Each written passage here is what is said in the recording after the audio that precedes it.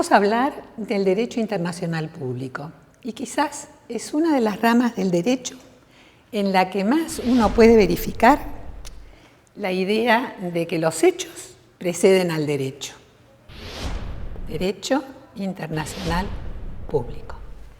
Es decir, que vamos a hablar de normas, de pautas de conducta que tienen una naturaleza jurídica, es decir, que son aquellas que generan derechos y obligaciones para quienes el propio ordenamiento así lo establece. Y si hablamos de un derecho positivo, evidentemente tenemos que fijarle un ámbito de validez, no solo material, sino que también personal y temporal. Es decir, tenemos algo así que ponerle una fecha de nacimiento. ¿Por qué les decía que es quizás una de las ramas del derecho en la que más se haga evidente que los hechos preceden al derecho?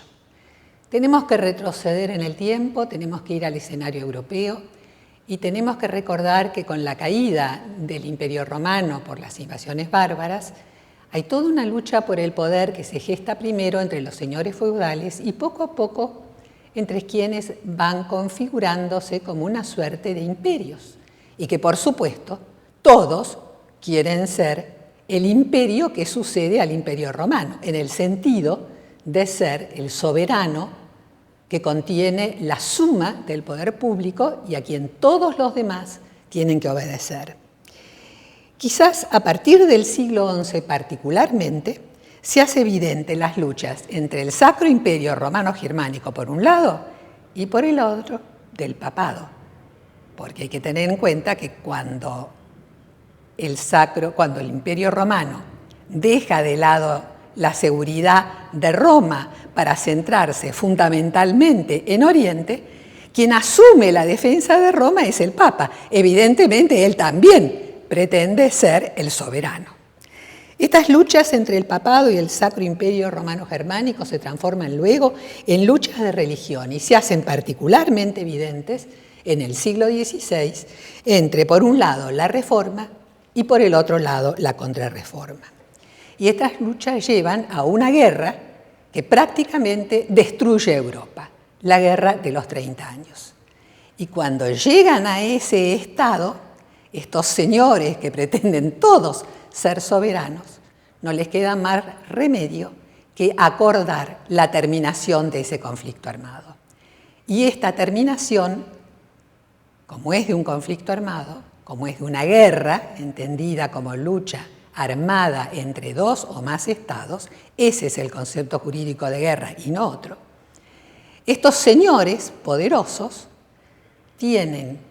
se ven forzados a concluir una serie de acuerdos en una región de Westfalia que generalmente se los conoce con el nombre de la Paz de Westfalia. Esto ocurre en el año 1648 y es ahí donde podemos poner esta fecha de nacimiento, este inicio del ámbito de validez temporal de nuestra materia, el derecho internacional público. ¿Y qué es lo que acuerdan fundamentalmente estos señores? Si quieren poner fin a estos conflictos permanentes por saber quiénes son soberanos, acuerdan un principio de igualdad jurídica. ¿Qué quiere decir esto de igualdad jurídica? Lo que acuerdan es que todos y cada uno de ellos van a ser soberanos, pero al interior de sus territorios. Y en consecuencia, si todos son soberanos al interior de sus territorios, en sus relaciones, que las van a regular a través del derecho, van a ser iguales jurídicamente. Y este principio de igualdad jurídica lleva entonces a un sistema de normas jurídicas, pero un sistema evidentemente descentralizado. Y ojo, porque por supuesto es centralizado en la creación de normas, acuerdos de la Paz de Westfalia. Creación de normas en virtud del acuerdo de voluntades entre estados soberanos. Creación modificación y extinción de las normas por ese mismo acuerdo. En consecuencia, si bien son normas de naturaleza jurídica, la naturaleza de estas normas es dispositiva. Van a ser creadas, modificadas o se extinguen por acuerdo de voluntades de quienes son las partes. En la creación, pero también en la interpretación de las normas que ellos crean. Solamente las partes tienen la capacidad de interpretar las normas por las que se han vinculado, o bien delegar en un tercero que solucione esa controversia interpretativa que ellos tienen en un momento determinado. Para ir al momento presente, uno puede muy rápido pensar, el día de hoy y el día de ayer, quizás gestándose una controversia entre Argentina y Uruguay, otra vez por las famosas fábricas de papel. Es decir, que puede llegar a haber una jurisdicción, puede llegar a acudirse a un tercero, pero esa jurisdicción, evidentemente, va a tener un carácter, una naturaleza voluntaria. Solo nace cuando hay acuerdo entre quienes son las partes para pedir la intervención de ese tercero. Creación, interpretación, cumplimiento de las normas. Cumplimiento de las normas a través de la coacción. Tú no te estás comportando conforme a lo que acordamos. Por ende, yo, tan soberano como tú, ejerzo la coacción. Bajo una fórmula primera, que es la retorsión, es decir, con una conducta que es lícita, yo trato de presionarte para que tú cambies tu interpretación. No te compro más algo que tú me vendías y yo era tu príncipe en mercado. No te doy crédito, como tú pensabas que te lo iba a dar en el ámbito internacional. Si la retorsión consideraban estos señores que no era suficiente, pues podían acudir a la represalia, y acá ya no es más un acto conforme a derecho, porque los estados son libres de comprar, vender o prestar a quien quieran. Acá ya es un acto contrario a derecho, es decir, no cumplo con otra expectativa fundada en derecho que tú tenías, de naturaleza económica, pero también de naturaleza armada. Puede ser una represalia como un acto acotado de fuerza. Y si estamos ya hablando de fuerza, pues si las cosas seguían sin dar resultado con mi interpretación, estamos a un paso de lo que es la guerra. Guerra, conflicto armado entre dos o más estados. Y este estado de cosas, no hay que ser muy imaginativo para darse cuenta que llevó a una primer guerra, pero ahora a nivel mundial. Primera Guerra Mundial. Esto es 1914, 1918. Si es una guerra, durante la guerra se aplican normas jurídicas del derecho internacional, pero del derecho internacional de la guerra, o también, como se lo suele llamar, de los conflictos armados. El derecho de la paz queda suspendido en su aplicación entre quienes son las partes en esa guerra. Hay que ponerle un término jurídico, como se hizo en 1648 a través de los acuerdos de la paz de Westfalia, pues este término a esta guerra se pone en 1919 con la adopción otra vez de un tratado, que es el Tratado de Versalles, porque es el lugar en el que se concluyó. Y este tratado, que es realmente muy extenso, entre sus disposiciones tiene una que crea una organización internacional intergubernamental, es decir, entre estados, a la que se le va a dar un objetivo de naturaleza política. Y esta organización es la Sociedad de Naciones. ¿Por qué un objetivo de naturaleza política?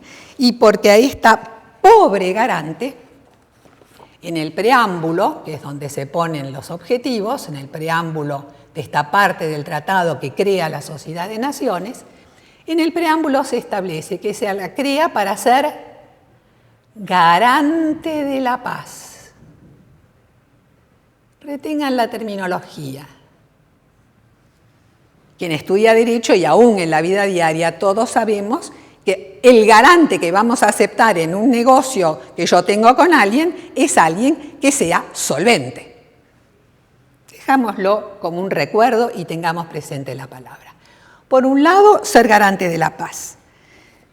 Ser garante de la paz ¿entre quiénes? Evidentemente, entre quienes son las partes en este tratado.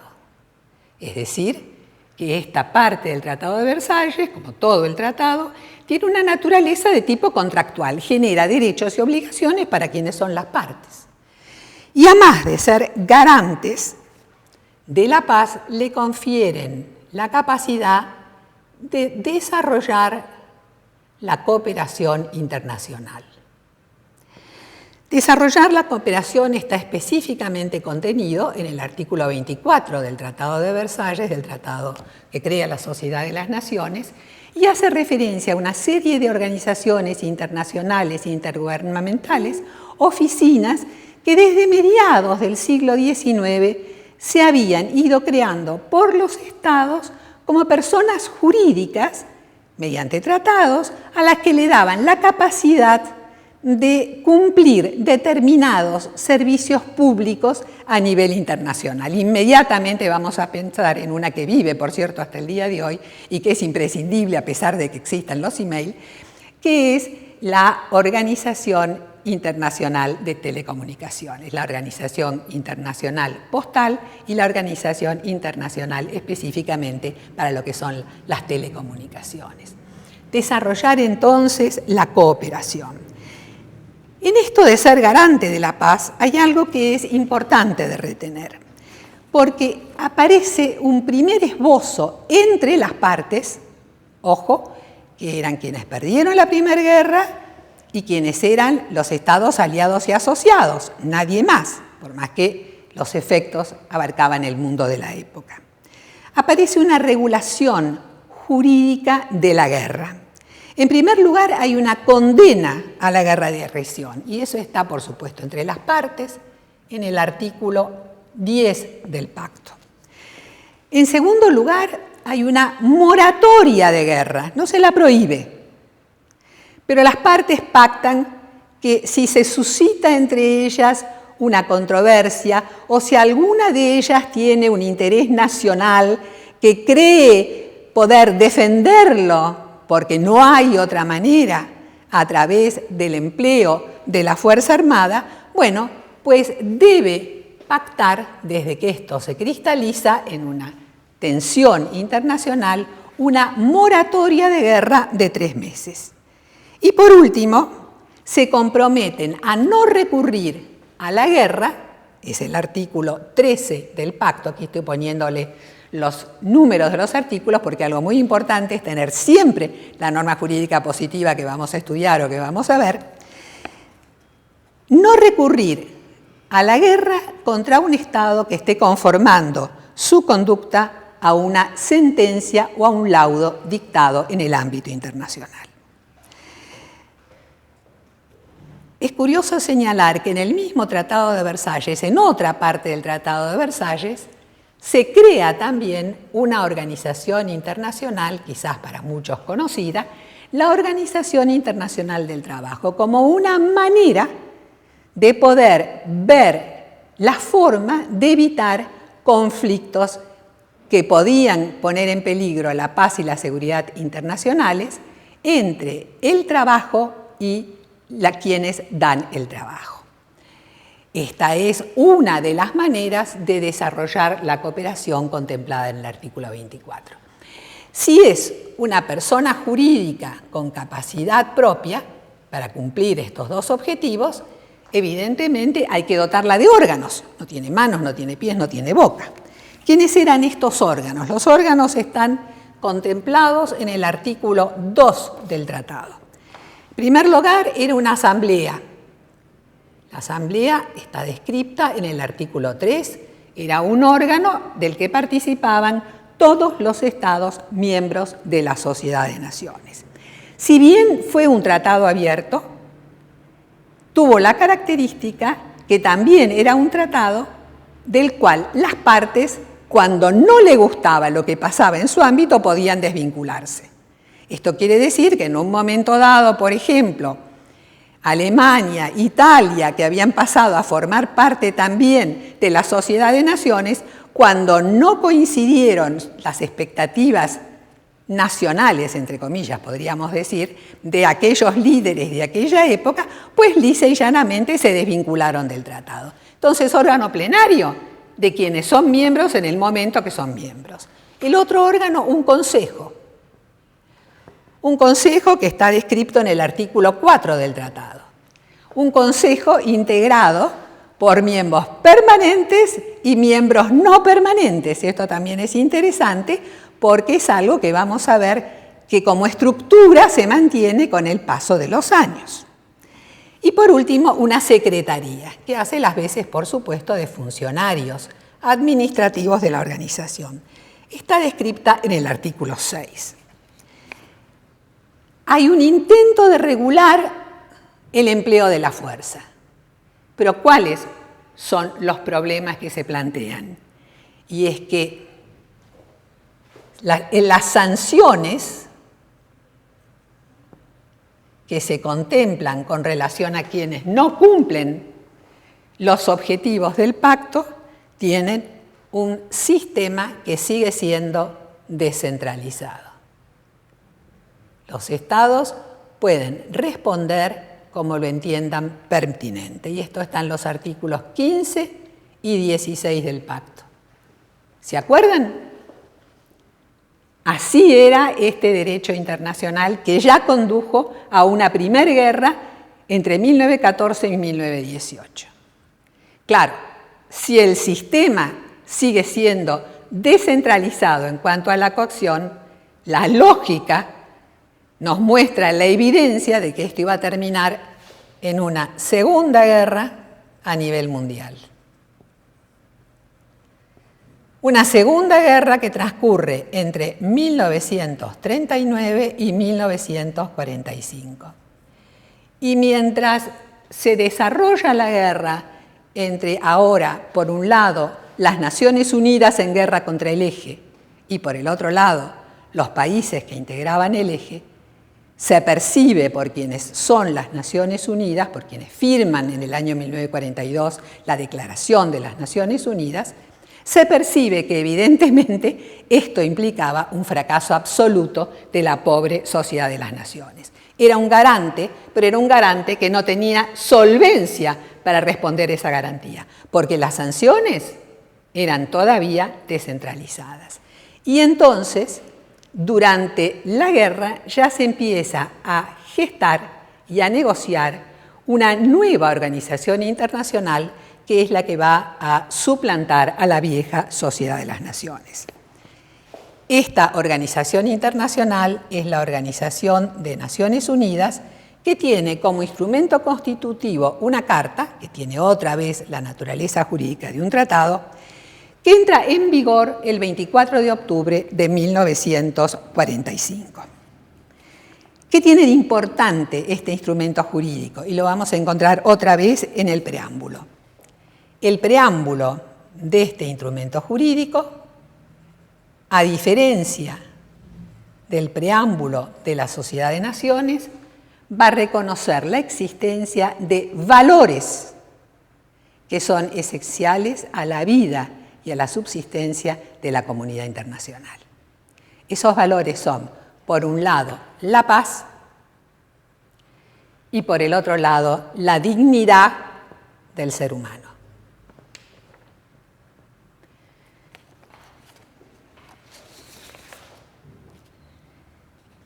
Por supuesto que esto no deroga nuestro derecho internacional, pero dejamos de ver un derecho internacional que es un conjunto de normas de naturaleza jurídica para reconocerlo tal como un sistema de normas de naturaleza jurídica. Supongo que recuerdan la diferencia entre conjunto y sistema. Un sistema es una serie de elementos que están estrechamente vinculados entre sí y del cual uno depende del otro. Por cierto, el principio de igualdad jurídica sigue vigente, es decir, que tenemos un sistema de normas que en realidad va a estar integrado por dos subsistemas. Por un lado, un sistema que es eminentemente de coordinación, y yo me atrevería a decir sin haber hecho la cuenta que un 80, un 70% de las normas vigentes al día de hoy son normas de coordinación. Pero del otro lado, un sistema de normas de cuasi subordinación, es decir, normas que están protegiendo estos valores que son esenciales para la comunidad internacional y que han sido reconocidos y aceptados como tales por la comunidad de estados en su conjunto. Vamos a tener entonces como resultado la existencia, por cierto, de normas dispositivas, pero como resultado vamos a tener también ahora normas de tipo imperativo. Son jurídicas unas y otras. ¿Dónde está la diferencia? En que aquellas normas que protegen valores esenciales a la comunidad internacional, esas normas no pueden ser modificadas sino por otras normas de contenido semejante. Son normas imperativas, normas de ius cogens, o como seguramente ya lo están imaginando, se están anticipando, son lo que nosotros llamamos en nuestro orden público interno, normas precisamente de orden público. Es el carácter esencial, ahí está la diferencia. Pero ojo, 2 valores, no muchos más, por lo menos hasta el día de hoy. Evidentemente que para poder realizar esto, la organización va a tener que tener en la Carta los propósitos.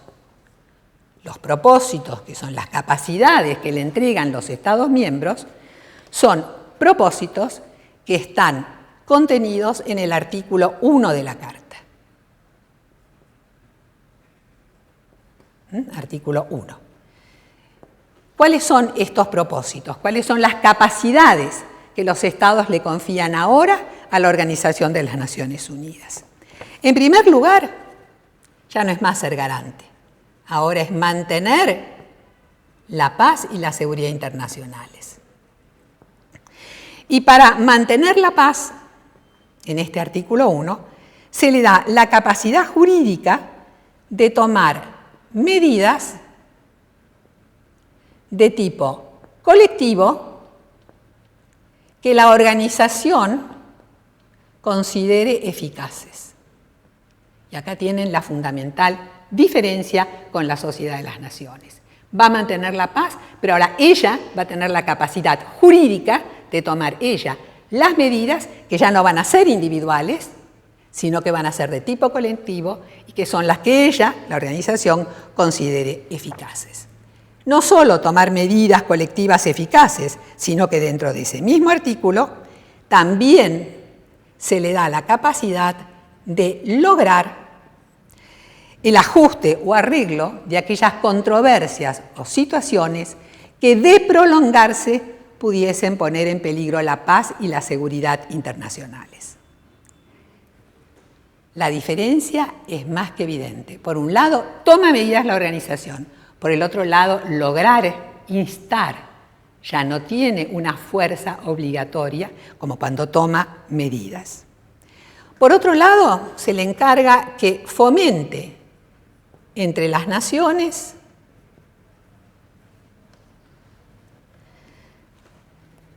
relaciones de amistad.